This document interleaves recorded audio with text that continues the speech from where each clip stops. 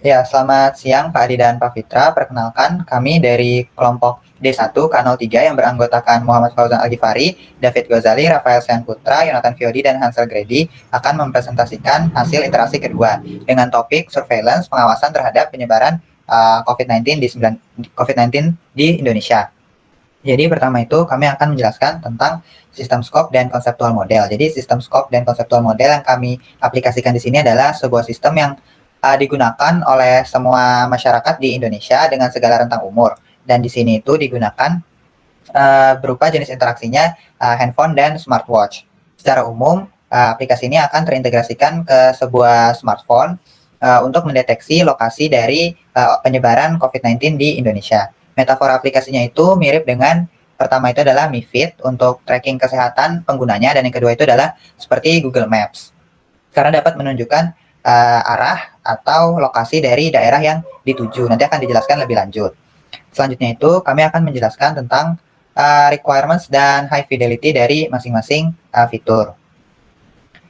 Yang pertama itu adalah fitur tracking. Jadi fitur tracking ini terbagi menjadi dua task. Yang pertama itu adalah bisa untuk menampilkan peta dengan daerah yang berbahaya, dan yang kedua adalah menampilkan jalur untuk menuju ke klinik terdekat. Jadi pertama itu kita melakukan connect antara smartphone dan jamnya, lalu kita untuk menunjukkan arah kita dapat melihat ke navigate.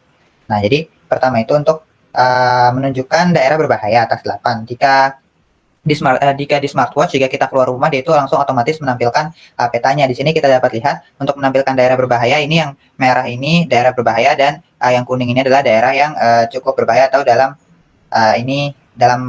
tingkatan yang sedang.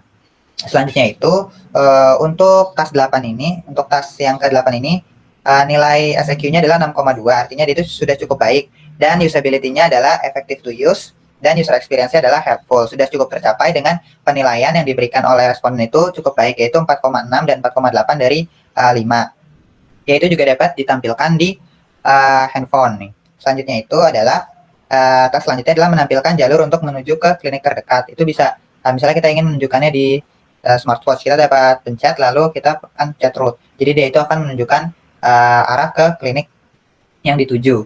Jika kita memasuki daerah yang berbahaya, dia itu akan memberikan seperti warning gitu. Selanjutnya jika kita sudah sampai, dia itu juga akan menunjukkan bahwa kita itu sudah sampai di tempat yang dituju.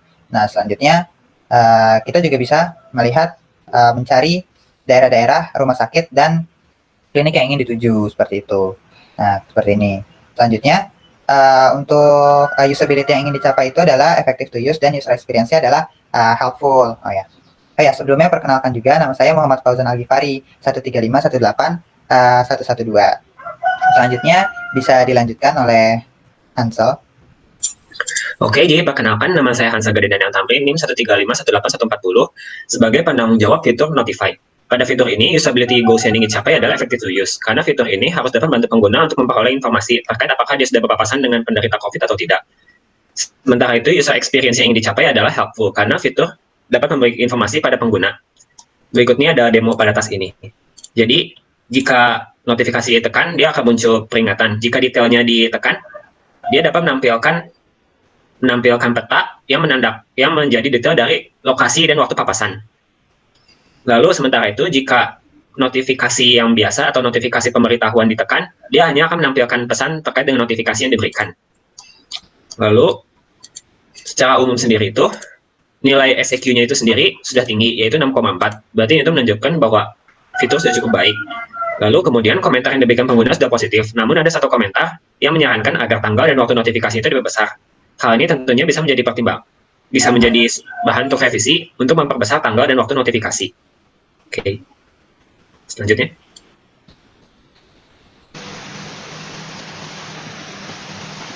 Selanjutnya, fitur yang ketiga yaitu adjust dan locate. Yang dimaksud adalah kita bisa melakukan pengaturan brightness pada gelang atau settingan lainnya. Kemudian juga bisa mencari lokasi gelang yang hilang.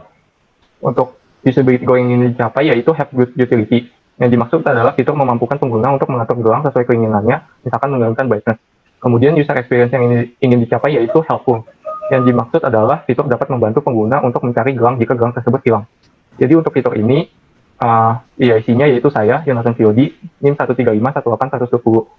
Untuk tasknya ada 3, yaitu yang pertama adalah mengatur tingkat brightness melalui gelang.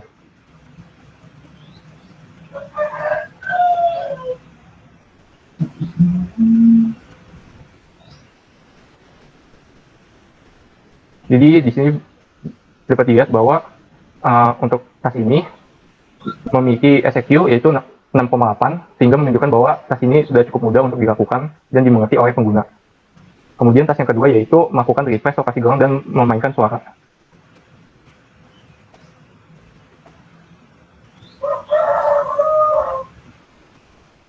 Dapat dilihat bahwa dari tas ini SEQ yang dimiliki yaitu 6,6, yang menunjukkan bahwa tas ini sudah cukup mudah untuk dilakukan.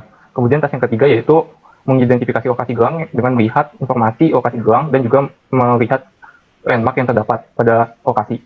Untuk tas ini, SEQ-nya itu 6,6 yang menunjukkan bahwa tas ini sudah cukup mudah untuk dilakukan. Kemudian untuk penilaian terhadap usability goal yaitu 4,6 yang menunjukkan bahwa tas ini sudah cukup memiliki usability. Kemudian untuk user experience-nya yaitu helpful dinilai 5, sehingga sudah cukup tercapai. Kemudian untuk fitur berikutnya.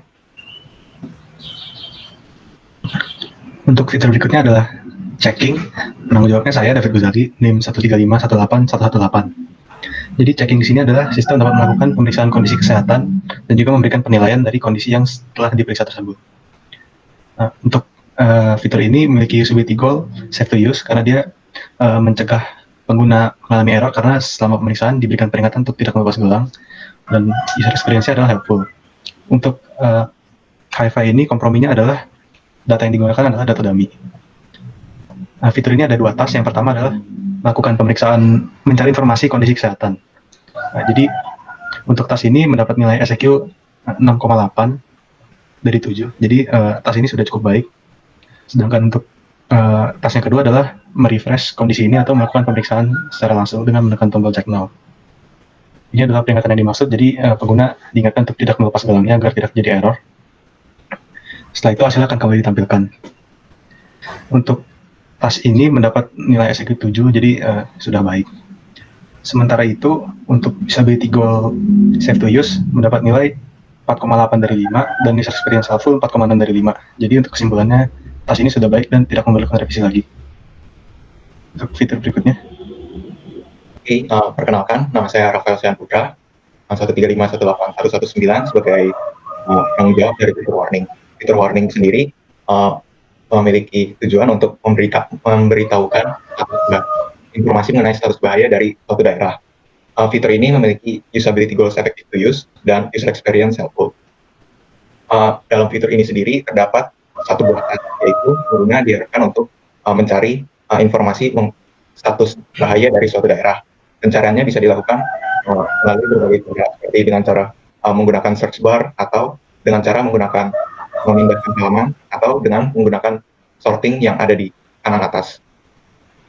Hasil evaluasinya sendiri, task tersebut memiliki nilai 6,4. Jadi task tersebut mudah digunakan dan semua tester memberikan komentar yang positif. Selain itu, nilai usability goals yang diberikan yaitu dari task tersebut adalah 5 dari 5, sementara user experience-nya memiliki nilai 4,6 dari 5, sehingga bisa disimpulkan bahwa usability goals dan user experience-nya tercapai. Oke, kita lanjut ke single easy question.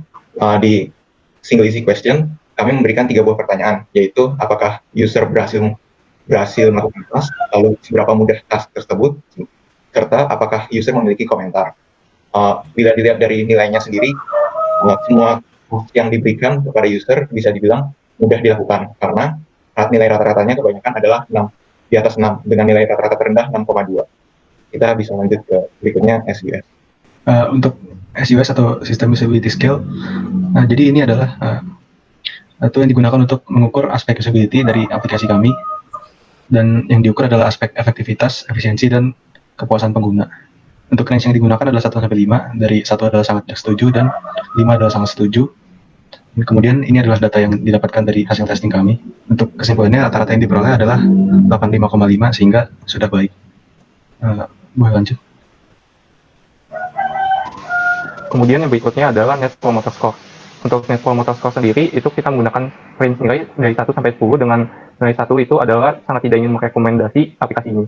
Lalu dari penilaian yang dilakukan, itu 1 orang itu merupakan promotor, dan 4 orang itu merupakan pasif. Hal ini menunjukkan bahwa tingkat loyalitas pengguna terhadap aplikasi kami ini sudah cukup baik. Berikutnya.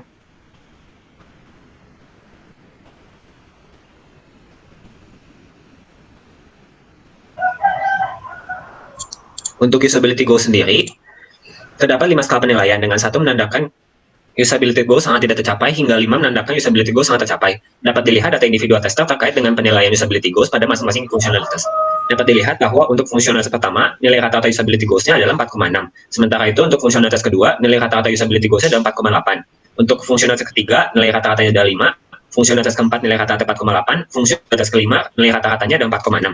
Secara umum dapat disimpulkan bahwa usability goals have good utility memiliki nilai rata-rata 4,6, effective to use memiliki nilai rata-rata 4,8, safe to use memiliki nilai rata-rata 4,6. Hal ini menunjukkan bahwa HOT telah memiliki usability goals have good utility, effective to use, dan safe to use karena ketiganya memiliki nilai utility goals yang tinggi, yaitu dengan nilai 4,6 ke atas.